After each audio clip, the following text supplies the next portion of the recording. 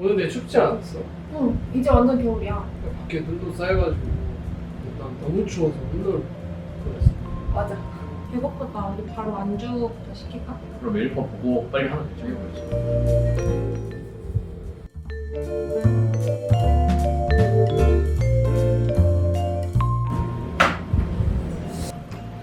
감사합니다. 메뉴가 되게 노래 제목 같다. 그러니까 뭐 저작권 걸리는 거 아니야? 오빠 먹고 싶은 거 시켜. 이거 잘 나간다는데 이렇게 두 개 시킬까? 아, 그러자. 이렇게. 그러면 저희 이러지 마 제발 이거 하나 하고 이럴 거면 그러지 말지 이거 두 개 주세요. 저희 주저하는 연인들을 위해랑 네가 왜 거기서 나와? 그리고 칵테일 2잔 주세요.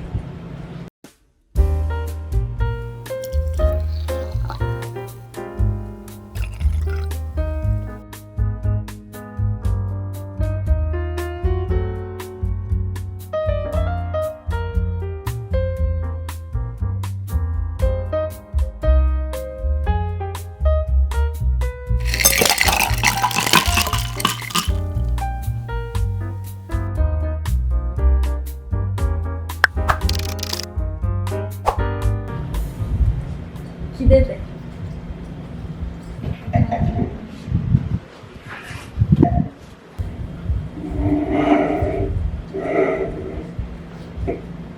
내가 먼저 읽어볼게.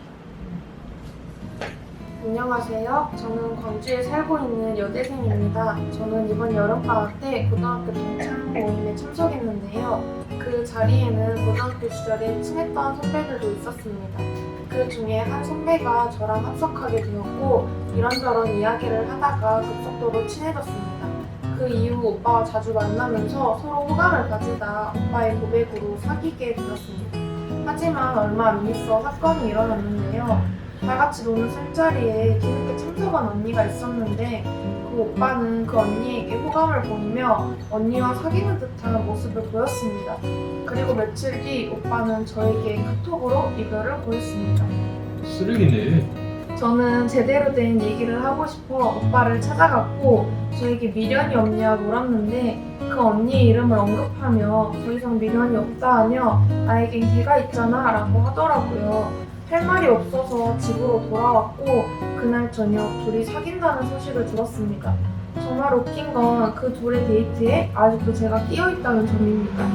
전 또 거절을 못해서 부르면 부르는 대로 나가고 있는데요. 어떻게 하면 이런 상황에서 벗어날 수 있을까요? 너무 스트레스 받아요. 저 스트레스 받을 것 같아, 진짜. 아니. 듣는 내내. 그러게 헤어지고 지금 그 두 사람 사이에 데이트를 하는데 계속 껴있으면 나는 못 버틸 것 같은데. 그니까. 근데 내 생각엔 지금 남자친구한테 미련이 있지 않나? 전 남자친구한테? 근데 내가 보기에 미련이 조금이라도 있으니까 음. 나갈 것 같아. 아무리 심성이 착하더라도 이런 상황 닥치면은 그러게 막 나가기 싫긴 하거든. 거절하거나 그러는데 계속 나가는 거 보면은 미련이 조금은 있지 않을까라고 나는 생각해봤어. 지금 스트레스 받아도 미련이 더 크니까 지금 이런 자리에 나가고 있는 것 같아. 근데 스트레스 받아도 아닌 관계는 끊어야지 맞잖아. 근데 이렇게 못 끊으니까 이런 사연을 보내주셨지 않을까 싶거든? 근데 내 생각인데 뭔가 나는 후회 없이 좀 다 해봐야 이런 거를 좀 스스로 깨달을 것 같아. 주변에서 아무리 뭔가 조언을 해줘도 본인이 못 깨달으면 이런 관계 못 끊더라고 잘. 근데 아까 말했던 것처럼 심성도 착한 게 있는데 지금 미련이 있잖아. 그래서 내 생각에는 아예 그냥 관계를 끊고 싶으면 친구나 지인한테 부탁을 해서 연락을 일단 우선 끊어버리면 연락 빈도도 점점 줄어드니까 또 미련이 점점 사라지지 않을까라고 한번 생각해봤어. 웨이브의 도움을 받는 것도 좋은 방법이겠다. 혼자 못하면은 그래도 도움이라도 받아야 좀 더 수월해지지 않을까. 난 너무 그래서. 안타까운 사연자다. 뭔가 꼭 해결되면 연락 주셨으면 좋겠다. 연락 주세요. 파이팅입니다. 내가 먼저 읽어볼게. 안녕하세요. 저는 올해 6월에 연애를 시작해서 200일을 바라보고 있는 커플입니다. 저는 아직 남자친구가 좋은데 요즘 단점만 보이고 미워 보일 때가 많아졌어요. 저희는 만나면 싸우지도 않고 정말 재밌게 놀거든요. 그런데 서로 바빠서 막상 1, 2주에 한 번밖에 못 만나요.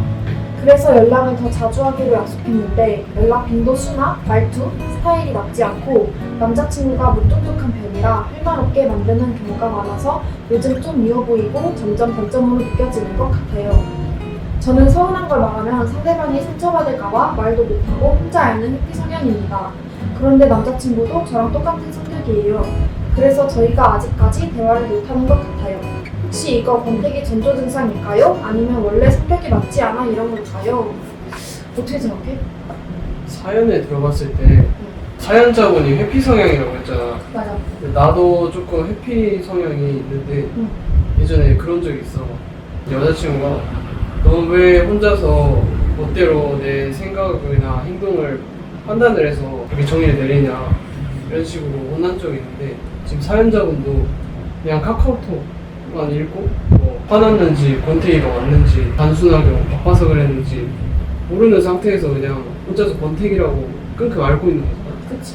그래서 그냥 서로 먼저 대화를 해보는 게 좋을 것 같은데 둘 다 회피 성향이라고 했잖아. 일단 사연자가 사연을 보내주신 만큼 먼저 용기를 내서 물어보는 게 좋을 것 같아. 나는 사연자가 서운한 거를 서운하다고 못 느끼고 있다고 착각하는 것 같아. 그래서 오빠가 말한 것처럼 남자친구분이랑 진지한 대화를 해보고 서로 고쳐나간다면 좋은 관계가 되지 않을까 싶어.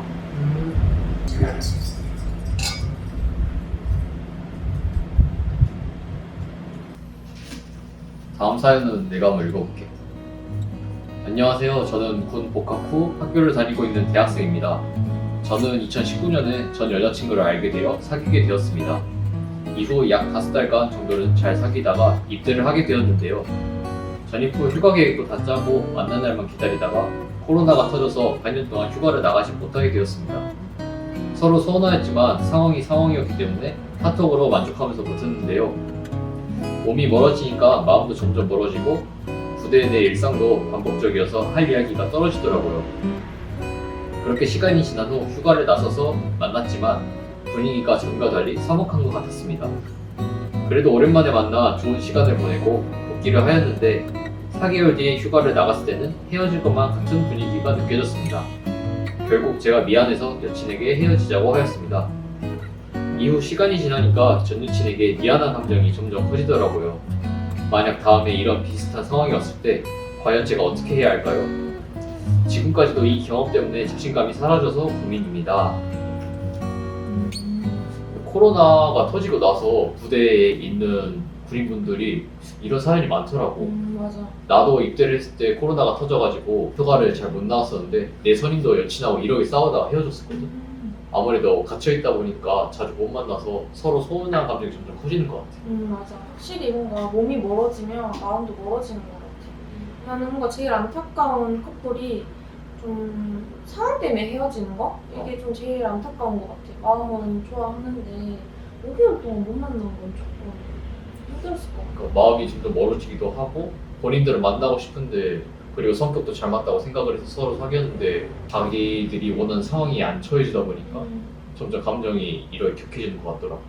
근데 이런 경험 때문에 뭔가 스트레스 받아 할 필요는 없을 것 같아. 이런 경험이 있어야 다음 연애에도 좋은 발판이 될 수 있으니까 나는 다음에 좋은 인연이 있을 것 같은데? 나였어도 만약에 이런 고민이 있잖아. 근데 앞에 들어보면은 지금 전역을 하셔서 대학교를 잘 다니시고 계시는데 그러면은 이제 뭐 코로나에서 잘 못 만난다 이런 거를 할 생각도 없고 오히려 미안한 감정이 들면은 그만큼 이제 더 잘해주면 되지 않을까? 이제 자주 만날 수도 있으니까 그 전처럼 미안한 감정에서 끝나지 말고 표현을 하면서 자기가 얼마나 좋아하는지 어필을 하면은 괜찮으실 것 같아.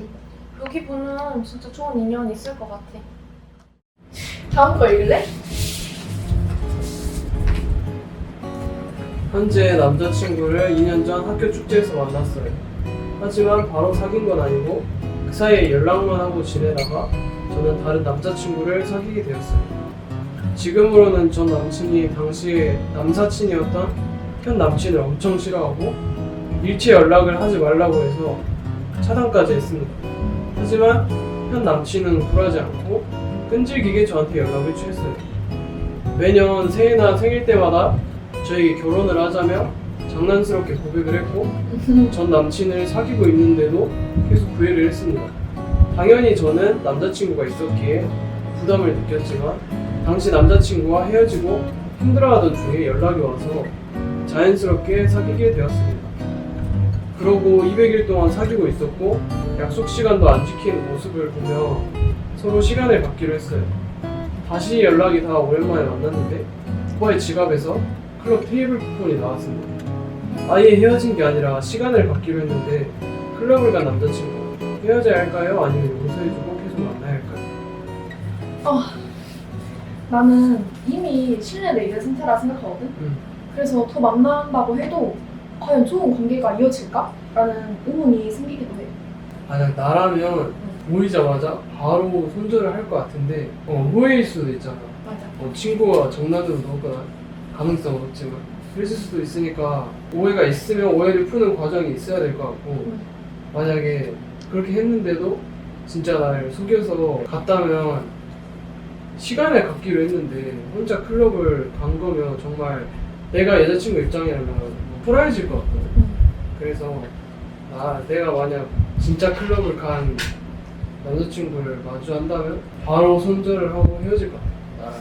맞아. 근데 그럼에도 사연자분이 계속 관계를 이어나가고 싶은 거면 나는 이 영상을 남자친구분이랑 같이 봤으면 좋겠거든? 이거는 남자친구분이 사연자분의 신뢰를 쌓기 위해서 굉장히 노력해야 되는 상황인 것 같아요.